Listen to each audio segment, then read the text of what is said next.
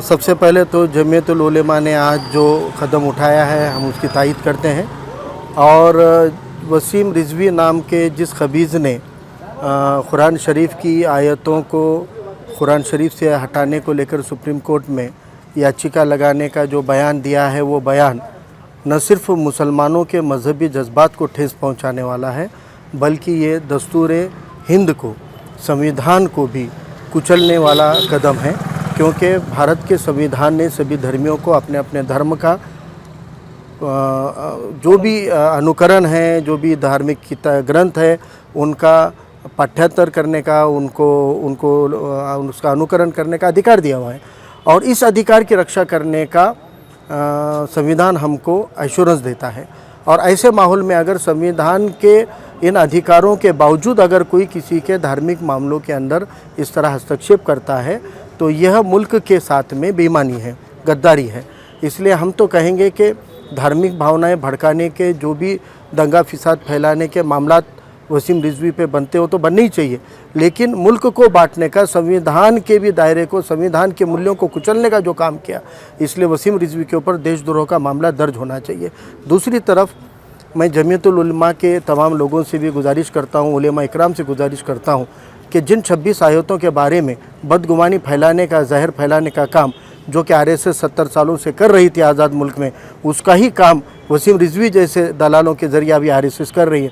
तो हमको भी चाहिए, उलेमा इकराम को चाहिए कि उन 26 आयतों के बारे में हम हर ज़ुबान में, मराठी में, तमिल में, तेलुगु में, कन्नड़ में, हर भाषा में वो 26 आयतें क्या है, उसका सही मायने क्या है, इसको लेकर भी अब हमको जन जागृति करनी चाहिए, लोगों तक ये बात को पहुँचाना पड़ेगा। कहता है कि किसी किताब के अंदर किसी को कत्ल करने का अगर आदेश है, तो ऐसी कोई किताब बताइए, किसी भी धर्म के बताइए जहाँ पर इस टाइप का कोई मामला नहीं हुआ होगा।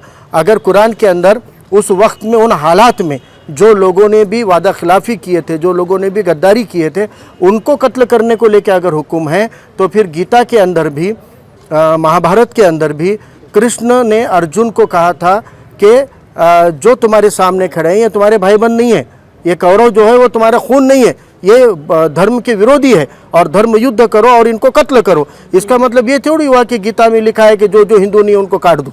लेकिन ऐसा गलत प्रचार करके जो भड़काने का, भटकाने का काम मुट्ठी भर लोग कर रहे हैं, उनको समझना चाहिए कि गीता में भी धर्म युद्ध हुए और वो धर्म युद्ध एक विशिष्ट परिस्थिति में था, वो आज के लोकशाही में लागू नहीं होगा। वैसे कुरान शरीफ के अंदर भी कुछ मामला थे जो जंग इतिहास में हुई है, वो जंग है, उसके मामला थे, लेकिन वो आज लोकशाही के अंदर थोड़ी। अगर ऐसा रहता तो यहाँ पे 7वीं सदी में ही इस्लाम आया है, तो ये 1400 सालों के अंदर मुझे बताए कोई कि कितने, कौन से मुसलमान कितने कत्ल करे काफिरों के।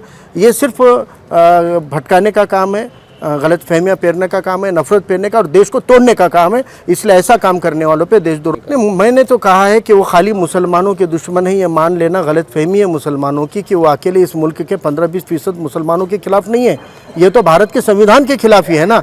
तो जो देश के संविधान के खिलाफ है उनको देशद्रोह की सज़ा देनी चाहिए, उनको देश से निकाला जाना चाहिए या उनको काले पानी की सज़ा देनी चाहिए, ताकि देश तोड़ने की ऐसी हरकतें ये खबीस ना कर पाए। नहीं, देखिए, मुझे एक बात लगती है कि हुकूमत एक तरफ तो लोगों को भड़का रही है और दूसरी तरफ लोगों से एहतजाज करने का अधिकार भी लॉकडाउन के नाम पर, कोरोना के नाम पर छीन रही है। एक तरफ वो सीए लागू करने की बात करते हैं गृह मंत्री खुद, और दूसरी तरफ बोलते हैं कि कोई रास्तों पे ना उतरे। तो अगर जमहूरियत के अंदर जुल्म होगा तो जुल्म के खिलाफ रास्तों पे उतरना ही पड़ेगा।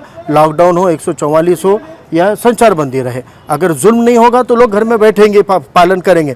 लेकिन तुम जुल्म करोगे, इस तरह से तुम लोगों के अंदर नफरत फैलाओगे, तो रास्तों पे उतरने की लोगों की मर्यादा को आप नहीं रोक सकते। लोकतंत्र के अंदर, लोकशाही के अंदर ऐसे जुल्म के खिलाफ में रास्तों पे उतर के लड़ना पड़ेगा। निवेदन देना, आंदोलन करना, एहतजाज करना, मोर्चे करना, ये लोकतंत्र की लाइफलाइन है।